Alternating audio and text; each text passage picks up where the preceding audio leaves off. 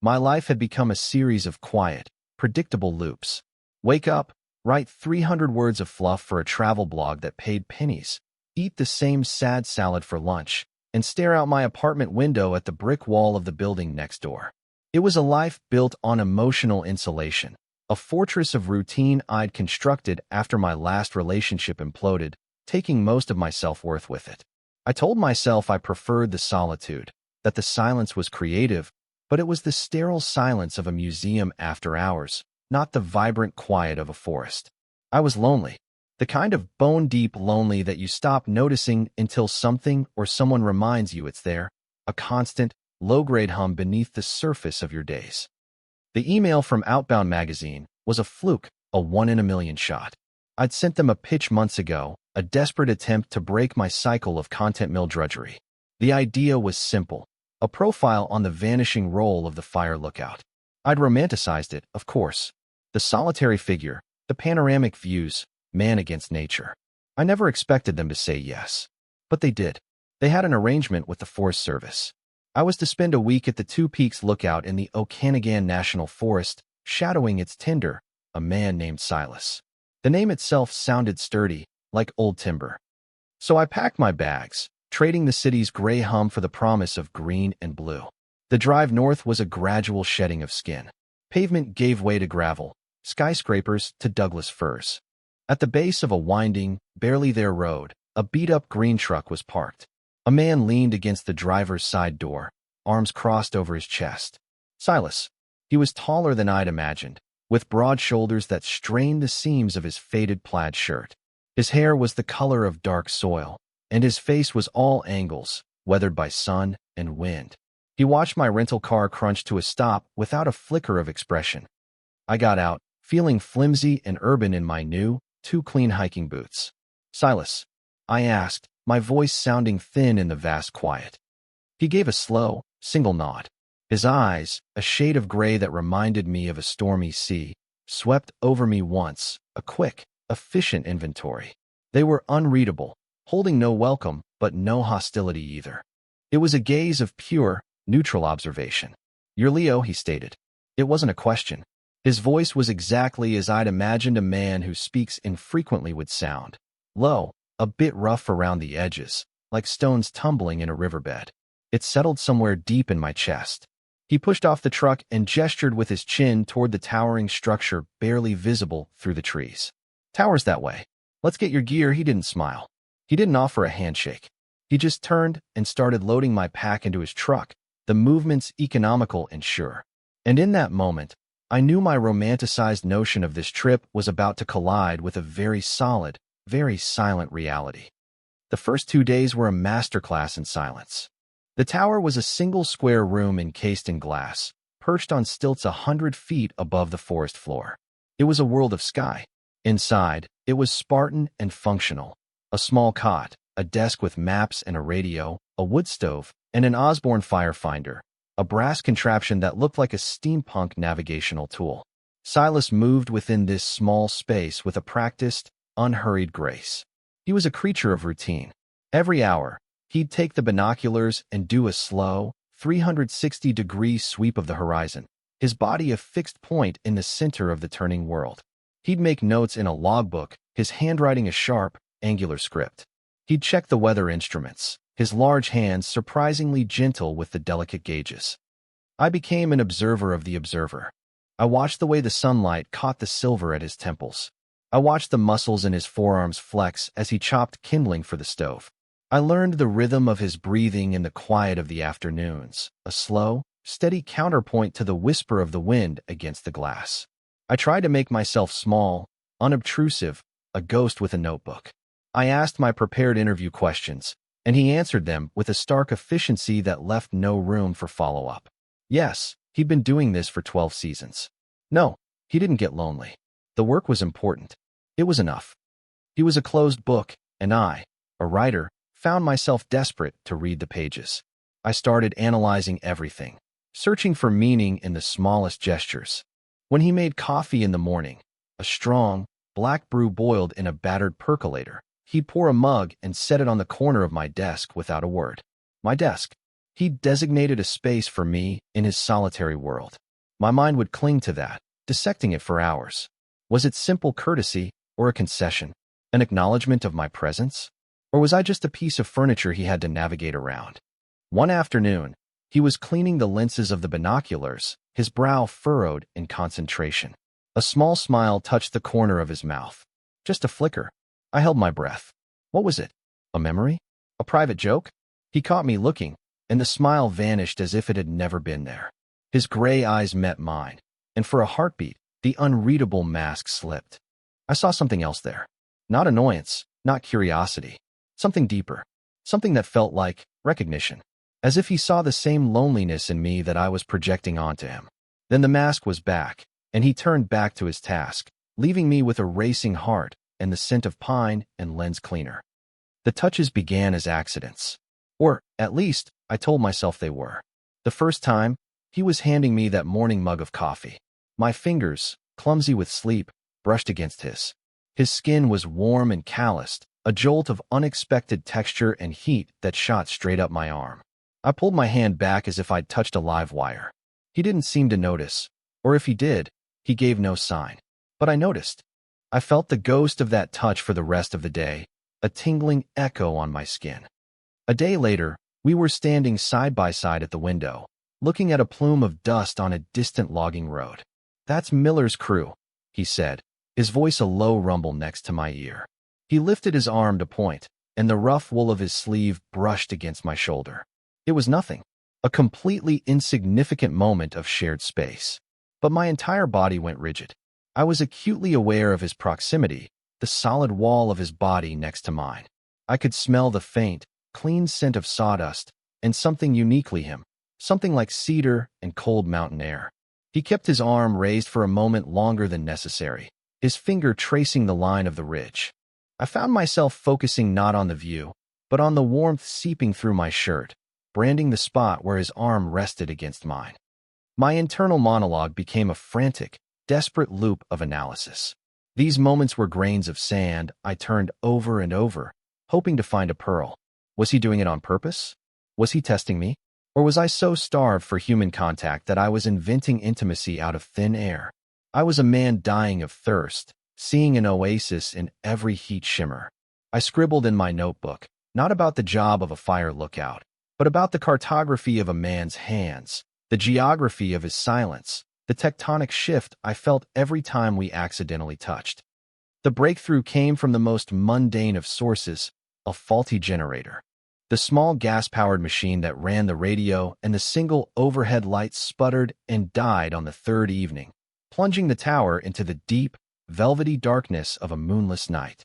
"Damn thing," Silas muttered. It was the most emotion I'd heard from him all week. He lit a kerosene lamp, casting long, dancing shadows across the room. "Gotta be the spark plug," he said, more to himself than to me. He grabbed a toolbox and headed for the trapdoor that led to the catwalk and the small platform where the generator was housed. "Hand me that lamp when I get down there." I followed him out into the biting night air.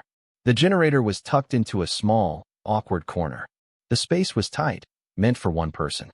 But he needed me to hold the light. I knelt beside him, the lamp held high, its golden glow illuminating his face and hands as he worked. His knuckles were scraped, his fingers deft and sure as they navigated the greasy engine parts. We were shoulder to shoulder, our knees knocking together in the cramped space. The world shrank to this small circle of light, the smell of gasoline and ozone, and the sound of his steady breathing mixed with the clink of metal on metal. "Hold it steadier," he grunted, his voice close. I adjusted my grip, my fingers aching from the cold. At one point, he needed to reach a bolt deep inside the casing and had to lean across me to get the right angle. His chest pressed against my back, his breath warming the shell of my ear. My own breath hitched. Time seemed to slow down. I was intensely aware of the solid weight of him, the sheer physical fact of his presence. He was no longer just an object of my observation. He was a force, a pressure, a heat I could feel through my layers of clothing. He finally pulled the fouled spark plug free, holding it up in the light. "There's the bastard," a smear of black grease streaked his cheekbone. Without thinking, I reached out and wiped it away with my thumb against his skin. It was a shockingly intimate gesture. He froze, his gray eyes locking onto mine. The space between us crackled with a new kind of tension, something far more potent than the frustration with the generator. His gaze was no longer unreadable. It was dark, questioning, intense. I saw the flicker of his pulse in the hollow of his throat. I snatched my hand back, my heart hammering against my ribs. "Sorry," I mumbled, my face burning. He didn't say anything for a long moment. He just watched me, his expression unreadable once more. Then he blinked slowly, turned back to the generator, and said, "Pass me the new plug." The moment was over. But it wasn't. It was a line drawn in the sand. Something had been acknowledged in that charged silence, a silent question asked and, terrifyingly, left unanswered. After the generator was fixed and humming again, a comfortable silence fell, but it was different from the ones before. The old silence had been one of distance. This one was filled with the unspoken thing that had happened on the catwalk. We sat at the small table, the single bulb buzzing overhead. Silas was cleaning his hands with a rag, but his movements were less certain than usual. He looked up from his hands, his eyes finding mine across the table. The lamplight softened the hard angles of his face. "You ever get tired of just watching?" he asked. The question was so unexpected it took me a moment to process. "What do you mean?" "Your job. Writing. You watch people, you write down what they do, what they say. You're always on the outside of it." He wasn't being accusatory. It was a simple, quiet observation. But it hit me like a physical blow, striking at the very heart of the fortress I'd built around myself.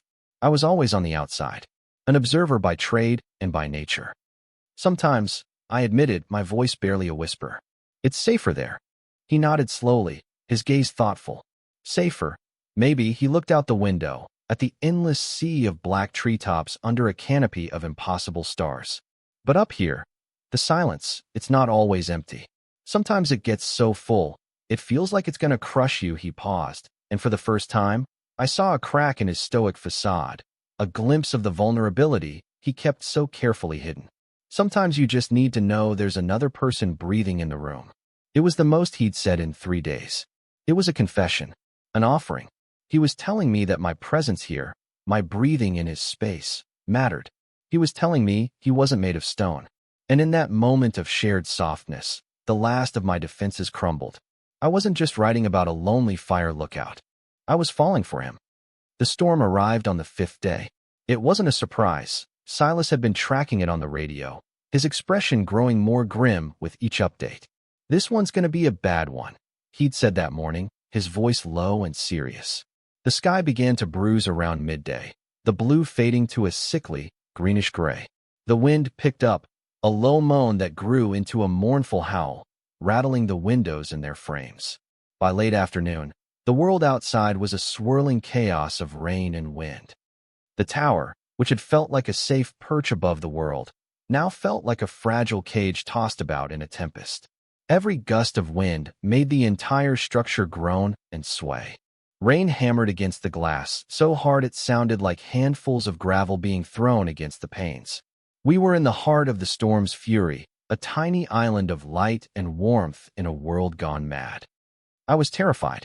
I'd never been a fan of storms, but this was something elemental, something biblical. I found myself pacing the small room, my hands clenched into fists. I tried to hide my fear, tried to maintain the cool detachment of an observer, but my carefully constructed composure was cracking with every thunderclap. Each flash of lightning bleached the room white, followed seconds later by a gut-shaking roar that vibrated through the floorboards and up my spine. My fear wasn't just for myself. I kept glancing at Silas, who seemed unnervingly calm. He moved through the swaying room with his usual economy of motion, checking the latches on the windows, securing a loose map that was fluttering on the wall. But I saw the tension in the set of his jaw, the way his eyes constantly scanned the maelstrom outside. He was worried, and seeing him worried made my own fear sharpen into a blade. "You scared?" he asked, his voice cutting through the howl of the wind. He was standing near the wood stove, the firelight casting a warm glow on his face. I stopped pacing and gave a weak, unconvincing laugh. "A little bit. This is intense." He nodded, his gray eyes holding mine. It is. The subtext was a deafening roar, louder than the thunder. He wasn't just talking about the storm. He was talking about the last 48 hours. The generator. The confession of loneliness. The way I now tracked his every movement not with a writer's eye, but with a lover's. The air in the room was thick with it, an electrical charge that had nothing to do with the lightning.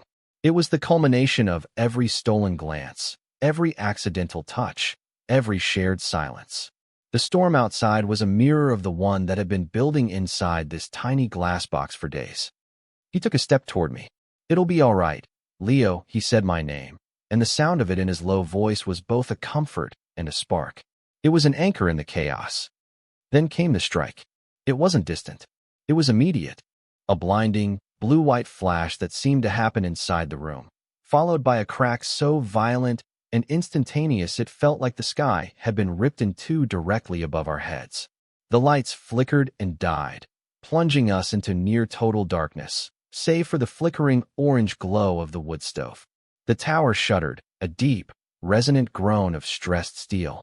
I cried out, stumbling backward, my back hitting the cold glass of the window pane.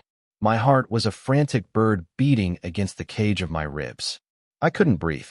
This is it, I thought. This is how it ends. A shape moved in the darkness. Silas. He was there in 2 long strides, his large frame a solid silhouette against the fire's glow. "Hey," he said, his voice firm, cutting through my panic. "Hey, look at me." He put his hands on my shoulders, his grip strong and grounding. I could feel the trembling in my own body being absorbed by his steadiness. My eyes darted around the dark room, searching for a danger I couldn't see. "Leo," he said again, his voice softer this time. "Breathe." I forced my gaze to meet his. In the dim, flickering light, his face was a landscape of shadows and concern. All pretense was gone. There was no unreadable mask, no stoic observer. There was just a man, holding me steady in the heart of a storm. The fear, the adrenaline, the unbearable tension of the past few days, it all coalesced into a single, desperate point. Everything I had been feeling, everything I had been hiding and overanalyzing, was right there in my eyes, an open, raw confession. His gaze was intense, searching my face as if he were finally reading the pages I'd kept hidden for so long. His hands tightened on my shoulders, then one hand slid up to cup the side of my neck, his thumb stroking the frantic pulse there. His eyes dropped from mine, down to my mouth. The world seemed to fall away. The roar of the storm became a distant hum. There was only the space between us, charged and heavy, the scent of rain and ozone and wood smoke, the warmth of his hand on my skin. He didn't ask. He didn't need to. He leaned in slowly, giving me every chance to pull away. I didn't. He pressed me back against the window, the glass cold and vibrating with the storm's fury against my back. And then his mouth was on mine. It wasn't a tentative exploration. It was a kiss of absolute certainty, a release of pressure that had been building since the moment I first saw him at the base of the mountain. It was raw and honest and deep. It tasted of coffee and smoke and the rain-soaked air. It was a kiss that wasn't about seduction.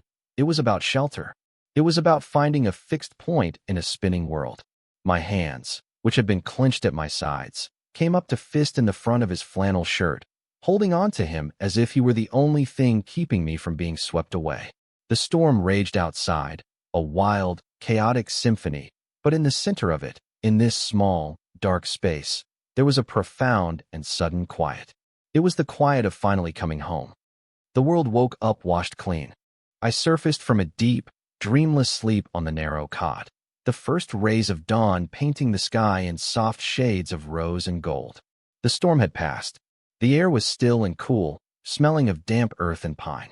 For a moment, I was disoriented, the memory of the previous night rushing back in a confusing, heart-pounding wave. The storm, the fear, the kiss. I sat up, my bare feet hitting the cold wooden floor. Silas was already awake. He stood by the counter, his back to me, methodically making coffee in the percolator. The familiar, comforting scent filled the room.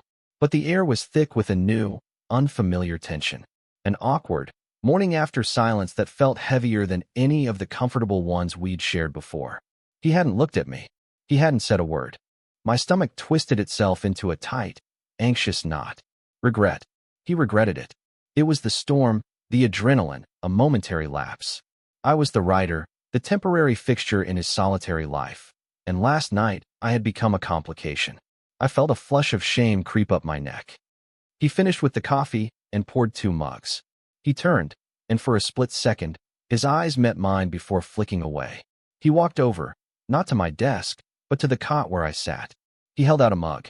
I took it, my hand trembling slightly. Our fingers brushed, the same small contact that had sent a jolt through me days ago, but now it felt fraught with 1,000 unspoken questions. I braced myself for the words. Look, last night. Or that was a mistake. But he didn't say that. He held my gaze, his own steady and serious. He didn't let go of the mug right away. His fingers gently wrapped around mine, his thumb pressing lightly against my knuckles. It was a deliberate, conscious touch, a reassurance. His gray eyes, so often unreadable, were clear as the post-storm sky. They held no regret, only a quiet, searching sincerity. Slept okay? He asked, his voice a low rumble in the quiet room. The simple question was freighted with meaning. He wasn't asking about the cot or the lingering wind. He was asking about us, about the new landscape we had woken up to. Yes, I managed to say, my own voice thick with sleep and emotion. You? A small, almost imperceptible smile touched his lips. Better than I have in a long time. He gave my hand a final, gentle squeeze before letting go. And with that one look, that one touch, the knot of anxiety in my chest loosened. It wasn't a mistake. It was real. The final 2 days of my stay passed in a strange, beautiful haze. The dynamic between us had shifted irrevocably. The silences were now filled with a comfortable intimacy. The accidental touches were replaced by intentional ones. His hand finding the small of my back as we passed in the tight space, my fingers brushing his arm when I handed him a log for the stove. We talked more, not about the storm or the kiss, but about small things. The books we'd read, the places we'd been before we'd each sought our own solitude. I learned he was from a small town in Montana, that he'd worked as a carpenter before finding his calling in the quiet vigilance of the tower.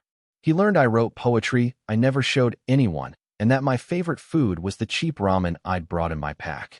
We were slowly, carefully, filling in the maps of each other's lives. But the reality of my departure hung over us like a persistent cloud. My week was almost up. My assignment was, for all intents and purposes, complete. I had notebooks filled with observations, far more personal and profound than anything Outbound magazine was expecting. The static-laced voice of Silas's supervisor crackling over the radio each morning was a stark reminder of the world waiting for me down the mountain, the world of deadlines and brick walls and the quiet, lonely loops of my old life. The thought of returning to it now felt unbearable. This tower, once a symbol of his isolation, had become a sanctuary for both of us. Leaving felt like a kind of exile. This was our test. Was what we had found here real enough to survive outside the crucible of the storm, beyond the confines of this glass box in the sky? The fear of rejection, a familiar ghost, came back to haunt me. Maybe he was just being kind.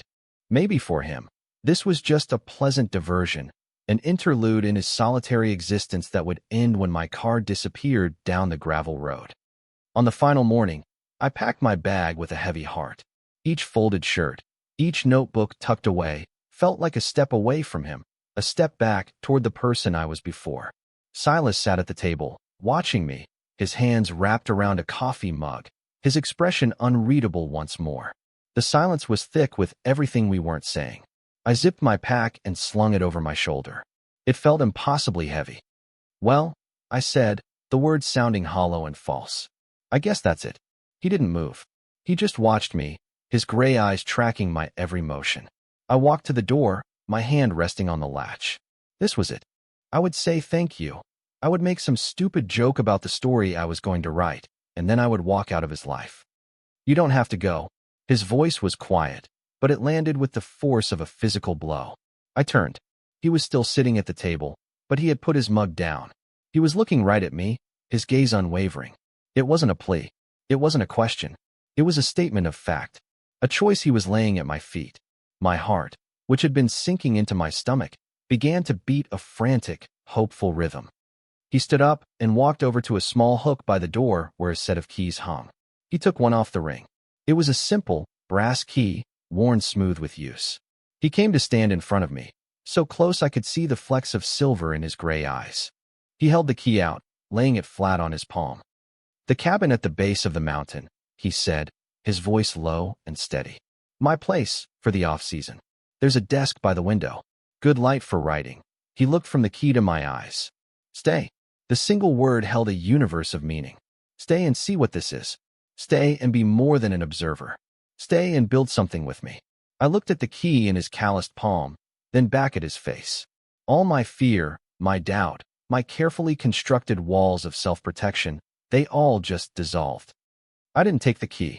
Instead, I reached out and curled his fingers around it, and then laced my own with his. "Okay," I whispered. The story ends not with a grand declaration, but with the quiet comfort of a sunrise. It's the next day, or maybe the day after that. Time up here has a different texture. I didn't leave. My bag sits unpacked in a corner. We're on the catwalk, leaning against the railing, mugs of hot coffee warming our hands. The sky is a riot of impossible color, bleeding from deep indigo to fiery orange. The forest below is still cloaked in shadow, a vast, breathing entity. Silas stands beside me, his shoulder pressed firmly against mine. We haven't spoken a word since we came out here. We don't need to. The silence between us is no longer empty, no longer a space to be analyzed or feared. It's full. It's full of a shared past and the quiet, hopeful promise of a future. I came up this mountain looking for a story about a man's loneliness. I thought I was the observer, the narrator on the outside looking in. But I was wrong. I was writing my own story all along. A story about a man who had built a fortress of solitude around his heart, only to have its walls brought down not by a storm of nature, but by the quiet, steady presence of another. I look at Silas, at the way the dawn light catches the silver in his hair, and I feel a sense of peace so profound it almost brings me to my knees. The yearning is gone, replaced by a feeling of rightness, of belonging. I am no longer watching. I am here. And for the first time in a very long time, I feel like I've come home.